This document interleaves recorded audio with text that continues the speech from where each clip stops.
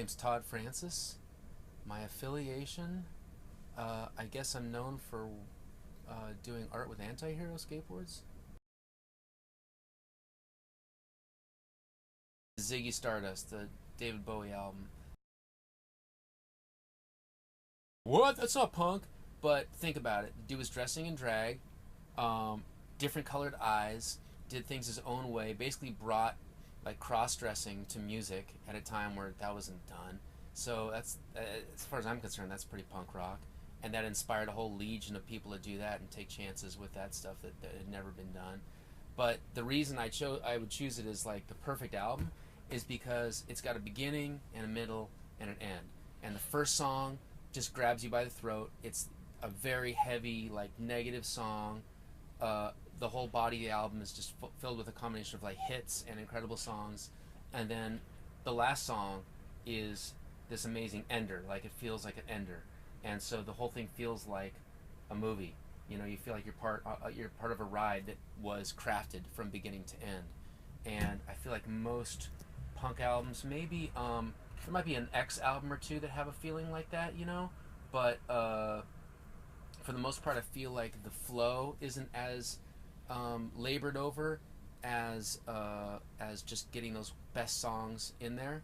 But that Ziggy Stardust album is just such a piece of art for me, and so different and so unusual because it has that beginning, middle, and end where it's truly an album.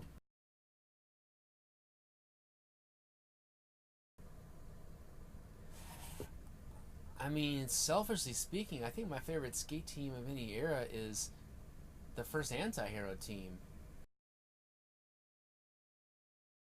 because they were sort of the people that I got in the closest with for the first time, and it was new and I was new, and it was this really unusual creative bunch of skaters and minds. And so guys like Sean Young and Andy Roy and Bob Burnquist, who were sort of, you know, barely known or weren't really on the charts yet, and then you got, you know, Julian Stranger and John Cardiel. Um, for me, that's kind of my favorite because that's like this really important start for me.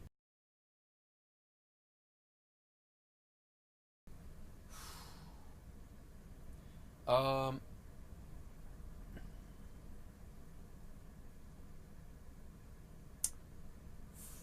the that is a tough question.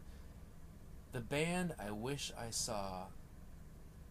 Part of me wants to say like, you know, the Jimi Hendrix Experience at Winterland in 1970.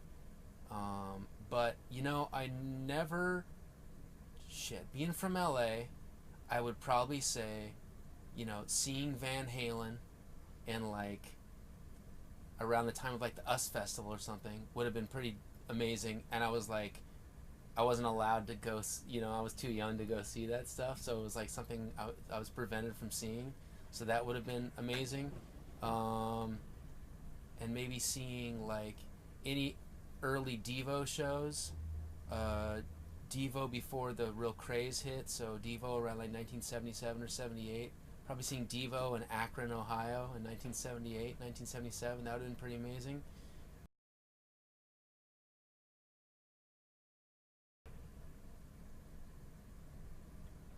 Favorite skate picture of all time. Uh, Again, it's I'm making it personal, but Nodis at Venice High School. Yeah, Nodis at Venice High School off the banks. That's just a big one for me because knowing him and seeing the spot, and just he's just someone who's always impressed and amazed me so much. That photo is always really impactful to me.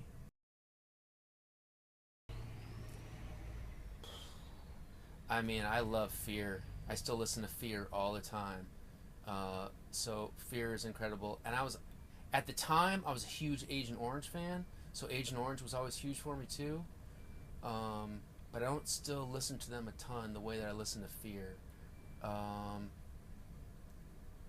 for me, it's bands that I can still listen to and be excited about. So like that Sex Pistols album still is extremely powerful. And then, like, I mean, for me, Stooges is punk, and I listen to Stooges a lot. So, how about Stooges and Fear?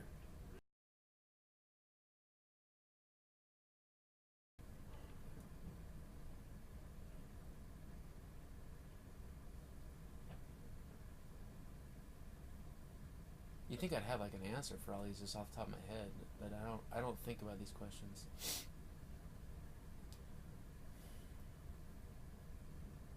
I mean, I think my favorite skater of all time is Nodis because I knew him at the time when he was coming up, and just seeing him skate in person was sort of like seeing something that didn't seem possible. You know, it was like seeing a wall ride for the first time and like, what the hell is that? And like just seeing the stuff that he was doing at the time didn't make any sense to the rest of us. Um, and so, and he's just, I mean, he's a good friend of mine. I love the guy.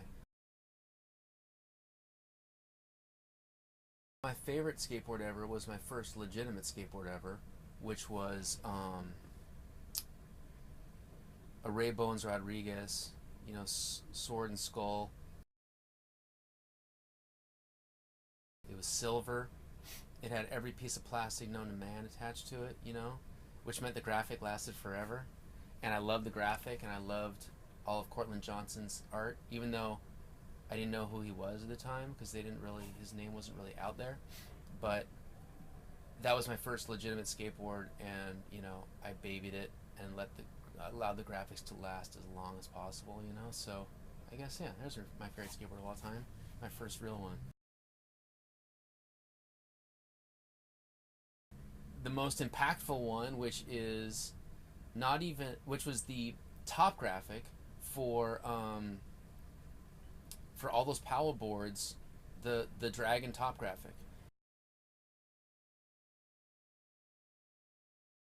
And I just remember staring at it, and it just seemed like something completely unattainable. Like the talent it took to create something like that, and the depth to it, and the detail, and everything just seemed so perfect and so mathematical and so amazing, and again completely unattainable, like something I could never do. And so it was always just this huge inspiration. I had a couple of the stickers, and I never even crossed my mind to stick them on anything because I wanted them to last forever. So I just kept them in my desk drawer for, you know, it's 5 years or something. They're probably still in a drawer somewhere. I never wanted to use them because I cherished them so much because I could just vanish into the graphics because they were just so proficiently done.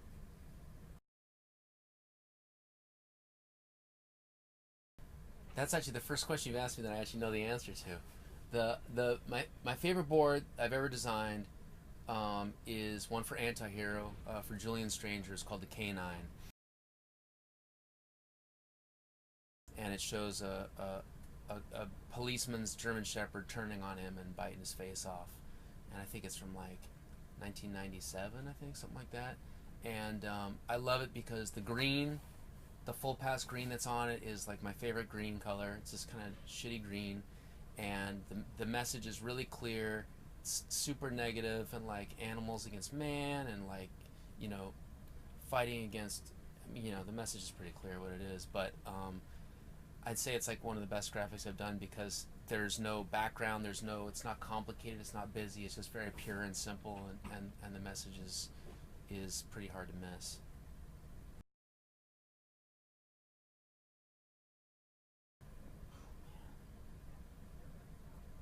Um, Best show I ever saw.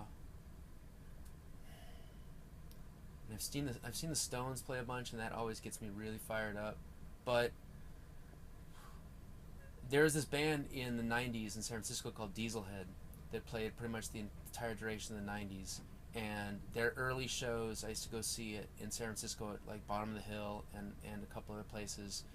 And there was this span of a couple of years where they played every week, and their shows would get feisty as hell and really fun. They were such a great band and so much fun. Um, so I'm gonna say Dieselhead at the bottom of the hill in 1994, probably. A band that not many people are going to know about, but man, I loved them. They were so good and so entertaining, and they would just play forever, too.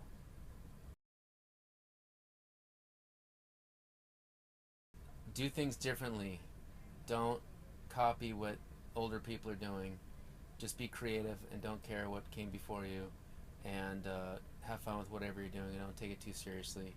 Just have a good time, because everyone's going to tell you how to do things and they're always wrong, and things will be boring and the same and stagnant if you just do what everyone else around you is doing.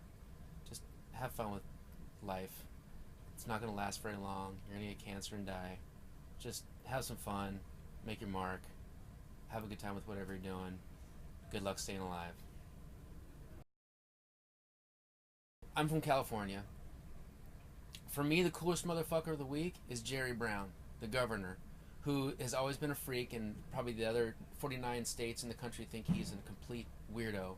But California's in the middle of this horrible drought that the cities and much of the state is in denial over.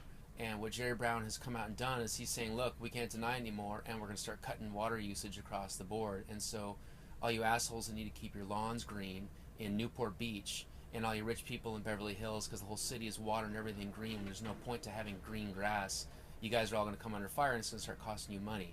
And so he's dropping the hammer on everybody and making it cost more to waste money on stupid things like lawns. So I think that's incredibly brave. It's going to be very unpopular for a lot of people in the state, and to me, that's the sign of a bad motherfucker. So Jerry Brown, you're my baddest motherfucker.